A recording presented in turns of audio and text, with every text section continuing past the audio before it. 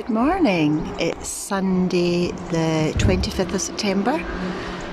We're getting to the end of the season, so it's mostly tidying up and putting things away for the winter.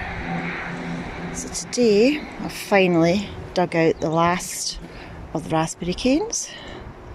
Lots of roots, and I've put in a climbing rose in the corner. That was always my plan, to have a lovely Gertrude Jekyll climbing rose along this framework, along the back fence.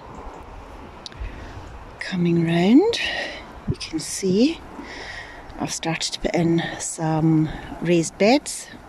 This used to be the old strawberry raspberry patch.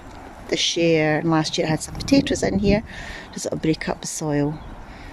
I discovered a method on, I think it was through Pinterest, a website where you can fill raised beds for cheap by layering cardboard, old dead dried twigs, wood, leafy stuff on top, and then you can put in partially composted compost. So I've got loads of that on at the bottom of the site there, so I'll put that on top, and then you can put your good compost on top. So let's ignore the weeds, because that'll be next weekend's session, we shall see.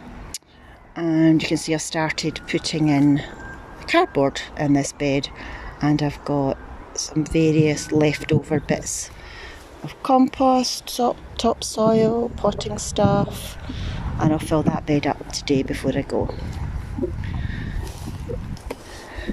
Honestly, the plot is a mess, but all I can do now is tidy up before the end of the season. And I'm going to harvest some nasturtium leaves to make some nasturtium salt later. And my poor peppers really didn't do very well this year. I'm just going to empty these tubs of spent compost into the raised bed.